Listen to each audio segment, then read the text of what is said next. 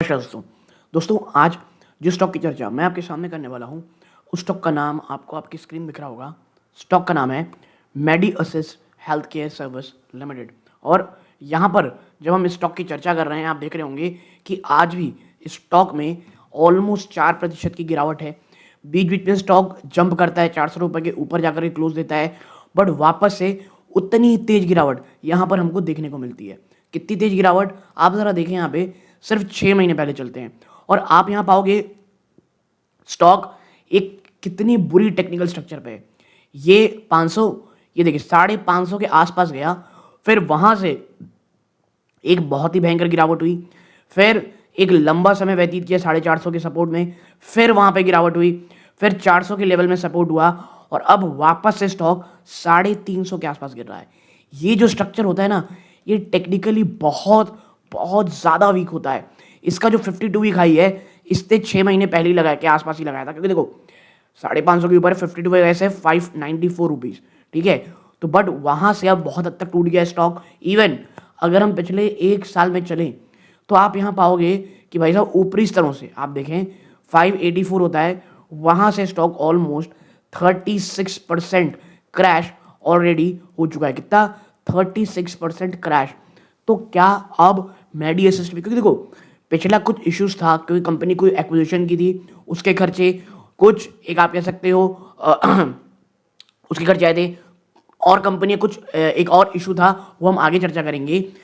तो मेडी सिस्टम मैं ये नहीं कहूँगा कि एक परफेक्ट स्टॉक है, लेकिन हाँ ये फ्यूचर की जो चीज़ें दिखाता है, जो दिख रही हैं इनकी, वो काफ़ी अच्छी हैं, बट कुछ 2-3 हर्डल हैं, और मैं कहूँगा मेजर हर्डल है।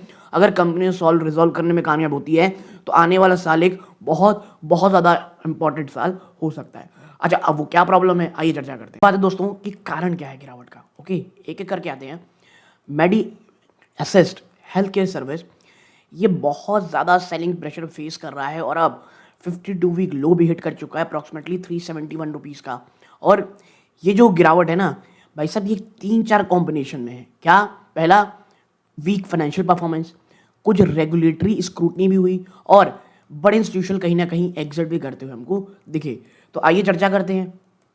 देखो, जो प्राइमरी ट्रिगर रहा रीसेंट जो स्लम्प आया वॉज द कंपनी का जो Q3 परफॉर्मेंस था, जो रिपोर्ट किया गया, एक भयानक गिरावट प्रॉफिट में। कितनी भयानक? 86% ईयर ऑन ईयर और nearly 49% quarter on quarter, standing at just 4 crore compare to much higher figures in previous period. आप समझते हो 86% कितना होता है? फिर आप ये लूज किए ही किए, आप मार्जिन में भी बहुत ज़्यादा झटका खाए, वाइल रेवेन्यू में कहीं ना कहीं थोड़ी बहुत बढ़ोतरी हुई थी। ऑपरेटिंग एक्सपेंस 37.6% बढ़े ईयर ऑन ईयर। और ये लार्जली क्यों हुआ? इंटरग्रेशन कॉस्ट ऑफ द जो पैरामाउंट का टीपी एक्विजिशन होता है। और मैं आपसे यही कह रहा हूँ, पिछले क्वार्टर में भी ये परेशानी यही आई थी कि कुछ ऑपरेटिंग एक्सपेंस बढ़े, क्योंकि कंपनी ने एक्विजिशन की थी, उसका इंटीग्रेशन कॉस्ट, यानी एक कंपनी खरीदी पैरामाउंट टीपीए, उसका जो इंटीग्रेशन अपनी जो कंपनी साथ उन्होंने जोड़ा, उसका खर्चा आया, और कुछ हायर मेडिकल इन्फ्लेशन। फिर आपकी ईपीएस भी घटी। भाई साहब आपकी ईपीएस घट के ना मात्र 51 पैसा हो गई, जो एक समय 4 रुपये 19 पैसे थी सेम क्वार्टर लास्ट ईयर। फिर आता है क्या? जीएसटी इंस्पेक्शन और रेगुलेटरी हेडविंड। देखो मिड फरवरी 2026 में, अभी अभी की बात है, कंपनी ने इन्फॉर्म किया स्टॉक एक्सचेंजेस को कि जो डिपार्टमेंट ऑफ गुड्स और सर्विस है जीएसटी महाराष्ट्र, उन्होंने सर्च कंडक्ट की है और इंस्पेक्शन भी किया हुआ है। क्या है? आप देखें इम्पैक्ट, जो रेगुलेटरी अनसर्टेनिटी ना, अक्सर वो इमीडिएट सेल ऑफ की ओर चली जाती है, सेंटिमेंट अमंगम रिटेल और इंस्टीट्यूशनल इन्वेस्टर। और इस प्रकार की इंस्पेक्शन ना सिग्नल करती है शायद कुछ पोटेंशियल फ्यूचर टैक्स लाइबिलिटी हो या कुछ कंप्लायंसेस इशू हो, जो इन्वेस्टर कॉन्फिडेंस को और ज़्यादा गिराती है। और भारत में हम सबको पता है 2 साल पहले के जीएसटी आ जाते हैं, तो ये एक प्रॉब्लम रहती है। फिर तीसरा है इंस्टीट्यूशनल सेलिंग, बिस्मा इंडिया एग्जिट। देखो stock has weighed down by एक हाई वॉल्यूम स्टेक सेल हुई। कैसे हुई? जो बिस्मर इंडिया कैपिटल था, जो एक बहुत ही बड़ा और अर्ली इन्वेस्टर था, वो कहीं ना कहीं हस्बैंड धीरे धीरे कंसिस्टेंटली ऑफलोड कर रहा था अपने स्टेक को कंपनी में। सप्लाई वर्सेस डिमांड, जो लार्ज ब्लॉक डील थी एंड जो एग्जिट था ना एक प्राइवेट इक्विटी प्लेयर का, वो अक्सर क्रिएट करता है over supply of share in the secondary market. और इससे क्या होता है, स्टॉक प्राइस ना from recovering even on neutral news, ठीक है, अगर न्यूट्रल न्यूज भी है तो उस पर भी रिकवर करने में समय लगता है। तो जब इतनी ज़्यादा प्रॉब्लम हुई और आखिरी में last nail in the coffin हमको देखने को मिला, जो धीरे धीरे बिस्मर इंडिया एग्जिट कर रहा था। फिर चौथा चैलेंज क्या आता है भाई साहब, मैक्रो सेक्टर चैलेंज। आपको समझना पड़ेगा, ये जो हेल्थ केयर इन्फ्लेशन है ना इंडिया में, ये करेंटली एस्टिमेट है 12 से 14%, 12 से 14%। और as a third party administrator Medi Assist challenge face कर रहा है कि वो मैनेज कर पाए क्लेम कॉस्ट और फ्रॉड डिडक्शन को। और कंपनी ने रिसेंटली हाईलाइट किया 10,000 करोड़ रुपए का systemic leakage in the sector due to fraud. तो आप समझ रहे हो कि ये कितना डेंजरस सेक्टर है। और मैं एक बता दूं, मैडी असिस्ट मुझे आज भी एक बहुत अच्छी कंपनी लगती है, और बीच बीच में स्टॉक में निवेश करके मैं एग्जिट भी करता रहता हूं जब इसमें नीचे आता है। नाउ प्रमोटर की होल्डिंग देखो, प्रमोटर की जो होल्डिंग है वो बहुत ज़्यादा कम हो चुकी है, लगभग 4.6% में। और कभी कभी ना ये समटाइम ये स्टॉक को और ज़्यादा सस्टेनेबल बनाती है हाई वॉलेटिलिटी, जब इंस्टीट्यूशनल सेंटिमेंट ना बेरिश टर्न हो जाए। तो जो जो एक बुरा हो सकता है स्टॉक के साथ, हर एक लेवल में मैडी असिस्ट में वही हो रहा है। तो ये समरी टेबल है, आप पॉज करके पढ़ना चाहते पढ़ सकते हैं। अब आते हैं कि क्या वर्स्ट ओवर हो चुका है। हर के जहन में एक ही सवाल है ना भाई, क्या वर्स्ट इज ओवर।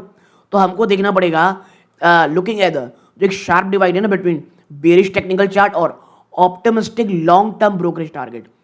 आज भी ब्रोकरेज लॉन्ग टर्म में मेडिसिन में काफ़ी हद तक खुश है, लेकिन टेक्निकली जो स्टॉक है ना ये करेंटली एक फॉलिंग नाइफ के फेज में चल रहा है। एंड वाइल ये नियर 52 वीक लो है, कोई भी कंफर्म्ड साइन नहीं दिखता कि ट्रेंड रिवर्सल होगा। यानी आप टेक्निकली बहुत ज़्यादा वीक हो, और प्लस निफ्टी कहीं से भी अपने मूड ठीक करने के चक्कर में नहीं है। लगातार निफ्टी सुबह थोड़ा बहुत ऊपर दिखता है, अचानक से उसमें क्रैश आ जाता है। तो मैं वही कह रहा हूं, एक स्टॉक के साथ जितना बुरा हो सकता है वो इसके साथ हो रहा है। फिर देखो टेक्निकल एनालिसिस सही है, जो शेयर है वो करंटली ट्रेड कर रहा है वे बिलो अपने 500 डीएमए जो 424 था, 200 डीएमए जो 492 था। और जो ये जो डेथ क्रॉस है ना इन्वायरमेंट, ये सजेस्ट करता है कि कोई भी थोड़ी सी माइनर रैली हो, इसे यूज़ किया जाए इंस्टीट्यूशनल इन्वेस्टर के लिए टू सेल, यानी सेल और राइज। और मैं यही स्ट्रैटेजी इसमें काफ़ी हद तक अपना ही रहा हूँ दोस्तों, ठीक है। अब मुझे वापस थोड़ा बहुत अच्छा लग रहा है ये स्टॉक, बट अब आने वाले समय थोड़ा देखेंगे, हो सकेगा तो फिर शॉर्ट टर्म के लिए एंट्री लेने की सोचेंगे। RSI इंडेक्स देखो, करेंटली वो होवर कर रहा है अराउंड 35 to 40, वाइल वो एक ओवरसोल्ड टेरिटरी में पहुंच तो रहा है, अप्रोच कर रहा है, approaching. It hasn't hit the जो एक्सट्रीम लेवल होता है ना below 25, that typically trigger a sharp V shaped recovery. तो it can remain in this low RSI zone for week during a structural decline, ठीक है। तो याद रखिएगा RSI का जो लेवल है वो जब तक 25 के नीचे नहीं चला जाता। और मैं आपको एक चीज़ बता दूं, जिस दिन मेडियसिस क्योंकि 35-40 में चल रहा है, अगर ये 25 के नीचे जाएगा, जो मुझे लगता है काफ़ी कम होगा, बट जिस दिन ये जाएगा और निफ्टी का अपना जो मिजाज है वो कहीं ना कहीं ठीक होगा, आप देखेंगे एक न्यू सेट ऑफ तेजी और रैली आपको देखने को मिलेगी।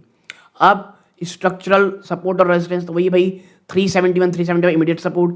क्रूशल जो रेजिस्टेंस है वो है 407 रुपए का। देखिए ये AI जनरेटेड है, मैं फिर कहूँगा ये प्योरली एजुकेशन पर्पस के लिए है। आप कोई भी खरीदने बेचने का काम करें, प्लीज़ अपने वित्तीय सलाह लीजिएगा। This is the pivot point. और जो स्टॉक है ना need to close and stay above 407 रुपए for at least 2 consecutive session to signal that the bleeding has stop. तो 407 जाने दिए। और अगर आप सोच रहे हो कि वो ट्रेंड रिवर्सल कब आएगा, वर्स्ट इज ओवर का सिग्नल कब होगा, वो होगा 435 रुपए, जब ये हायर ट्रेडिंग वॉल्यूम के साथ बंद होगा। फिर आप देखोगे कि भाई हाँ अब चीज़ें ठीक हो गई हैं। अब सवाल यह है, इज मोर पेन अहेड। तो देखो GST अनसर्टेनिटी, जो ऑनगोइंग सर्च है GST डिपार्टमेंट की, जो अक्सर मंथ्स लेती है वो टू रीच रेजोल्यूशन, वो एक आप कह सकते हैं एक डिसीजन पहुंच जाए। मार्केट ना अनसर्टेनिटी कभी बर्दाश्त नहीं करता, और उसे बैड न्यूज़ से ज़्यादा पसंद नहीं। और मैं हमेशा, अगर आप मेरे पुराने व्यूअर हैं, मैं हमेशा कहता हूँ गलत हो जाए चल जाता है, बट अगर अनसर्टेनिटी है बाजार उसे बिल्कुल माफ नहीं करता। Which keep fresh big money buyer away. Now margin contraction, ये जो 86% का ड्रॉप है ना नेट प्रॉफिट में, ये जस्ट अ वन ऑफ, ये सिर्फ वन ऑफ नहीं था। It reveal that company struggle कर रही है टू पास ऑन जो मेडिकल इन्फ्लेशन कॉस्ट है। तो ये जो मार्जिन में गिरावट है, हमें आने वाले क्वार्टर में देखना पड़ेगा कि कहीं ये ठीक हो रहा है या नहीं हो रहा है। Until the company proves Q4 कि वो स्टेबलाइज कर चुकी है अपने मार्जिन को, जो फंडामेंटल फ्लोर है वो अभी भी काफ़ी हद तक शेकी ही दिखेगा। फिर इंस्टीट्यूशन सप्लाई की हम ऑलरेडी चर्चा किए हुए हैं, तो वर्स कब ओवर हो जाएगा वो हमको यहाँ देखने को मिलेगा। सिल्वर लाइनिंग बुल केस, देखो भाई बुल केस यही है, कंपनी डेट फ्री है, ब्रोकरेज डिस्काउंट। इंटरेस्टिंगली जहां प्राइस लगातार गिर रहा है, बड़े ब्रोकरेज हाउस जैसे नुवामा और इन्वेस्टेक वो आज भी बाई की टारगेट रेटिंग देते हैं और टारगेट प्राइस देते हैं 590 से 610, साइटिंग कि जो लॉन्ग टर्म ग्रोथ है ना टीपीए थर्ड मार्केट सेक्टर की इंडिया में, वो काफ़ी शानदार है। तो भाई अगर आप वर्डिक्ट की तरफ जाओगे तो वर्डिक्ट यही है कि जो वर्स्ट है ना इन टर्म ऑफ न्यूज़, ये कहीं ना कहीं अब आउट तो हो चुकी है, लेकिन worst in term of price action इसमें अभी भी कुछ चीज़ें बची हुई हैं। अगर आप अभी खरीदने की कोशिश करोगे तो आप एक गिरते हुए चाकू को फॉलिंग नहीं पकड़ रहे हो।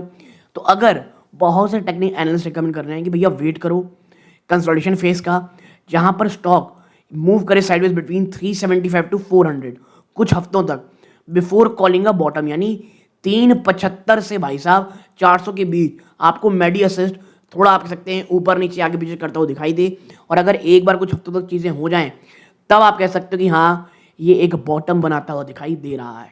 ओके, तो एक बहुत अच्छी एनालिसिस आप लोगों से शेयर करनी थी। वीडियो अच्छी लगा लाइक कीजिएगा, चैनल सब्सक्राइब जरूर कीजिएगा। ये इस वीडियो का अंत है। जय हिंद।